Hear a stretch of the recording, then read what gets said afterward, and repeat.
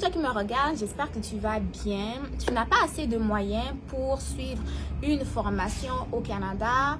Premièrement parce que tu n'as pas de garant ou le garant te propose de payer la moitié des frais de scolarité et c'est à toi de compléter le reste. Sache que j'ai fait des recherches, puis finalement, je vous ai trouvé un moyen qui pourrait vous permettre de travailler au Canada et payer vos frais de scolarité, mais à condition d'être quand même discipliné et avoir un mode de vie assez raisonnable. Si vous voulez en savoir plus, restez connecté tout au long de la vidéo, ok? Donc, regardez la vidéo du début jusqu'à la fin. Pour commencer, laissez-moi vous dire que il y a plusieurs niveaux d'études au Canada. Vous le savez, je vous le répète tout le temps. On va avoir des formations professionnelles dans les centres de formation professionnelle. On va avoir des formations collégiales dans les cégeps. Quand je parle de cégep, ça va être des collèges publics. Et il va y avoir aussi des formations collégiales au niveau du privé. Donc ça, c'est donné dans les collèges privés. Il va y avoir aussi des formations universitaires offertes à l'université comme... C'est clair en fait. Mais sachez que les frais de scolarité en formation professionnelle vont varier autour de 11 000 à 23, 25, 26 000 dollars. Au niveau des cégeps, les frais de scolarité vont être entre 11 000 et 21 000 dollars l'année.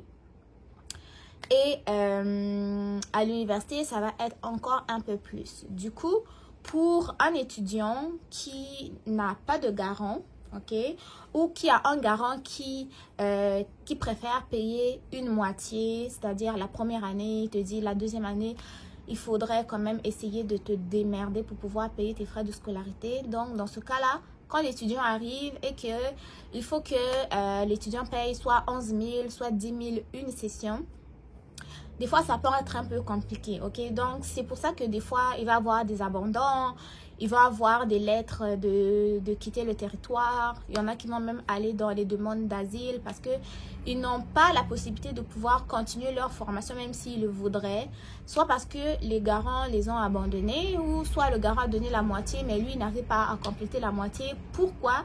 Parce qu'il a uniquement le droit de travailler 20 heures par semaine. Bientôt 24 en septembre et 40 heures par semaine pendant les vacances. Or, quand il va travailler 40 heures par semaine, là, il faut qu'il paye et les frais de scolarité, il paye le manger dedans et même des fois le transport, ça peut être un peu compliqué. Dans ce cas-là, quelle serait la solution? Comment est-ce que vous pourrez faire pour venir et en même temps étudier, travailler, réussir à subvenir à ses besoins et à payer les frais de scolarité? Donc, selon mes recherches, la solution serait plutôt d'opter pour une formation, ok? Pour l'instant, ce qui donne la possibilité, ça va être vraiment plus une formation collégiale, mais dans des centres, mais pas dans des centres, mais dans des collèges privés subventionnés. Quand je parle des collèges privés subventionnés, vérifiez aussi que ce sont des collèges d'enseignement qui sont désignés, ok? Parce que pour avoir un permis d'études, avoir le fameux visa étudiant, il faut que vous soyez dans un établissement d'enseignement qui est désigné, ok? Donc, premièrement, vous vérifiez la formation qui vous intéresse, si elle est disponible dans un collège privé et vous assurez aussi que ce collège privé-là est subventionné. Comment est-ce qu'on vérifie si un établissement d'enseignement est désigné au Canada? Je vous renvoie à une vidéo que j'ai fait ici sur mes réseaux, c'est-à-dire principalement sur YouTube. Je pense que je l'ai publié sur YouTube. Mais sinon, je vous mettrai le lien de la vidéo en question en barre de description d'informations. Donc, pourquoi est-ce que je vous dis d'aller dans les formations collégiales, dans les collèges privés? Parce que les frais de scolarité, ok, sont autour de 4 000 à 6 000 dollars. Entre 4 000 à 6 000 dollars. Donc, je vous mettrai un tableau ici publié par le ministère de l'Enseignement ici au niveau du Québec. Donc, les frais de scolarité sont autour de 4 000 à 6 000 dollars la session. C'est-à-dire que pour un étudiant quand même qui travaille un peu, il a un peu de soutien au niveau de la famille, il fait un peu d'économie, je pense qu'il peut réussir quand même à économiser 3 000 dollars pendant, pourquoi pas, 2 mois, à 2 mois et demi, parce que la session, c'est carrément 5 mois, si on peut dire comme ça, 5 à 4 mois. Donc, tu économises un petit 3 000 par là, un petit 3 000 par là. Ça fait 6 000 si tes frais coûtent 6 000 $ la session. Mais sinon, sachez qu'il y a des formations qui coûtent même 4 000 $.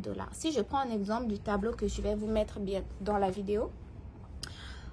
Les formations au niveau préuniversitaire, c'est autour de 4 198 $. Et puis là, je vous parle pour les étudiants étrangers. Je ne vous dis pas les frais pour les étudiants nationaux, mais c'est les prix qui ont été fixés pour les étudiants étrangers. Et puis là, nous sommes pour l'année 2023-2024 parce qu'on est encore en 2024 jusqu'en décembre.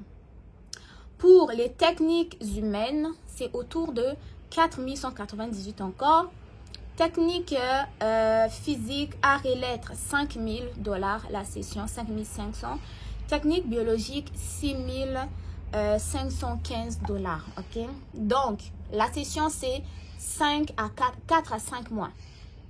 L'année, c'est 2 sessions. Donc, si toi, tu vas payer, par exemple, tu prends une formation physique dont les frais de scolarité sont 5 500, donc 2 250 $ pendant 2 mois. Je pense que tu es quand même capable de tu es quand même capable d'économiser ça, quoi. Donc, tu travailles les 20 heures par semaine, plus, parce que vous savez, on a la semaine de relâche. La semaine de relâche qui est cette semaine-là qui permet aux étudiants de relaxer un peu. Tu peux travailler plus que ça, ok? Et aussi, mon conseil serait de trouver au moins des jobs étudiants qui vont vous payer plus que le salaire minimum, ok? Autour de 19 à 20 $ de l'heure. Vous allez me dire, ah, mais c'est pas possible. Déjà, on a du mal à trouver du travail au Canada.